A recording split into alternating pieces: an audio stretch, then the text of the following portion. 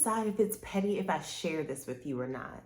Is it petty if I share this? But what I am trying to show is kind of the catalyst that led me to taking my break from dating. Hey y'all, my name is Shannon Ray. Get excited! We're about to talk about something that I think that we should also kind of pause on when we're thinking about how we're going into a new year, all the things that we're gonna do differently. I just wanna take a step back to talk about what I did differently with dating. But I kind of try to avoid talking about dating so much, not because I'm not having a good time, because I have like bad feelings towards it or anything like that. There's just so much more that happens in life outside of dating that I want to make sure that we cover all our bases. But I've been sitting on this one for a little while, this thought, this kind of point of view.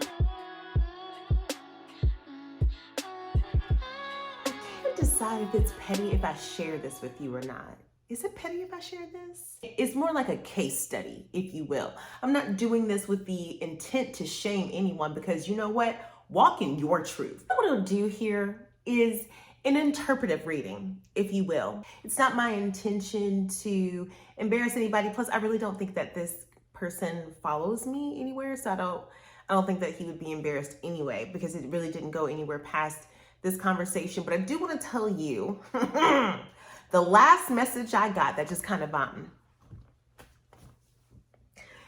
made me want to dive off the edge and not date for just a little while. Because Lord, it was a while back. I was having a conversation with a gentleman and we were just doing the typical stuff that you do in a dating app. After answering questions about what I did for a living and what I do for fun, the things that I enjoy, what makes life, just worth living to me, I posed the same questions. Hey, what do you like to do for fun? And what do you do for work? Do you enjoy that? Do you want to continue doing that? Just trying to get a better sense of who he is as a person, in which he responded by saying, I'm 33, no kids, weigh 215 pounds. I'm 6'1", in the Army, stationed in, I'll leave that part out. I don't do pets. Like going out and meeting new people, but not like I used to. My favorite color is blue. I used to be crazy in college as well. I'm not sure why he put as well because I never said that I was crazy in college. I digress, sorry. But I'm more of a homebody now. A bit wild, but on the passionate side. Huge freak. I love a classy, holy freak as well. The type that you can hit up the strip club with on Saturday night and church on Sunday morning. The type that'll see you frustrated on a conference call from your work, tell you to mute your phone, rub your back, lay back and do some things to you. That's not my ad lib. That's actually, maybe it's because it's a U-M-M, right? I hate eggs. Been here a few months. I'll try anything once except drugs and men.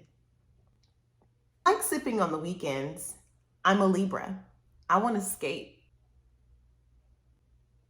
I'm not even mad at that young man. He is seemingly very self-aware. He knows what he wants and what he's looking for. He knows what his true passions are. I immediately unmatched, and then I actually took it the next step further and completely deleted the app. And here's the thing. You get to like what you like. You get to put out there what you want, and whoever accepts it is who accepts it, and those who walk away, walk away. I think that there's some strategy to that. I think there's some intelligence behind that. My hat's off to you. You do what you gotta do. There is zero judgment here, but I'm looking for a different experience.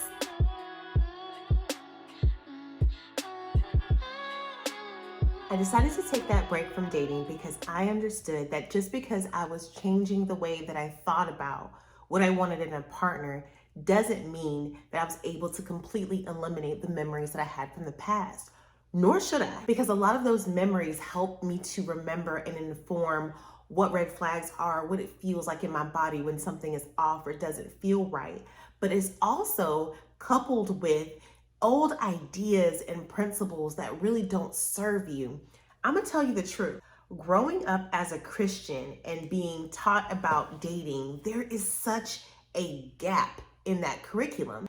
When I think about dating as a Christian, there are so many things that they just don't tell you growing up. And I believe that they are doing better now. I think we're getting a little bit more open to the idea that there are gonna be some spaces, some seasons in your life where dating for marriage is not always the best choice. You might be too young, you might not be in that place, but how do you learn about people? How do you learn about what you like and what you don't like if you don't walk into situations where you're at least being open to the outcome of something other than marriage being on the other side? And I want to be really clear. I don't mean going out and like just sex. There's no judgment on those who do. That doesn't work for the way my brain and emotions are set up. But I'm talking about being able to understand that not every person you date is your husband or your wife, and being open to the fact that there's still value in whatever experience or exchange that you're having. And I think that a lot of why I have been struggling in some of my dating experiences when I was younger, and then becoming someone who has grown up and matured and gone back into the dating scene, I'm still dealing with some of those residual effects of what I was taught by the church.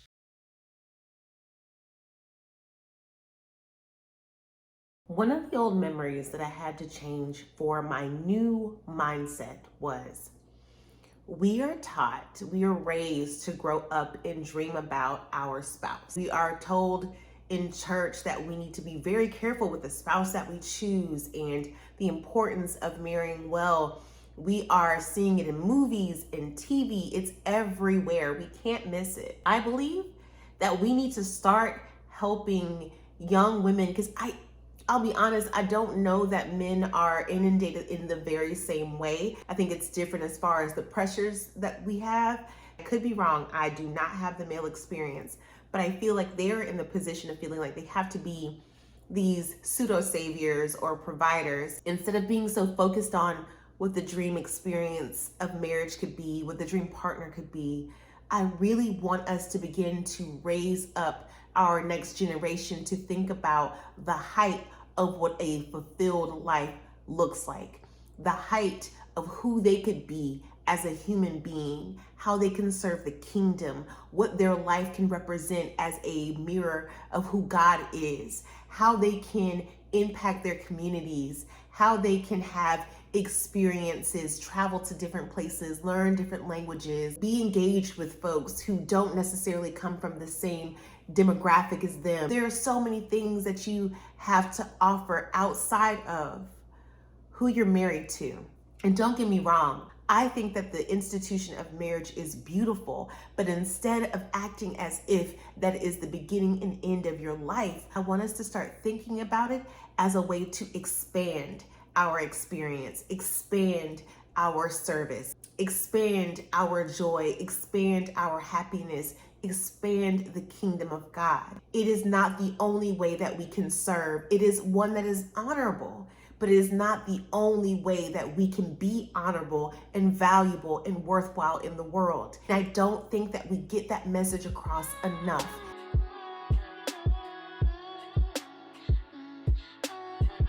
So as I'm going into this dating season and I'm thinking about what it is that I want and how I remain clear on certain things, I do also want to understand that if for some reason it doesn't lead to this, it doesn't lead to marriage, to long-term relationship, it doesn't devalue me, it doesn't devalue them, and it doesn't have to devalue our experience with each other. Life is bigger than that. Life is layered and it's more nuanced than we give it credit for. This last piece was something that I also had to come to terms with when I was taking my break from dating. Not everybody has the promise. Not everybody will grow up, get married, and have children.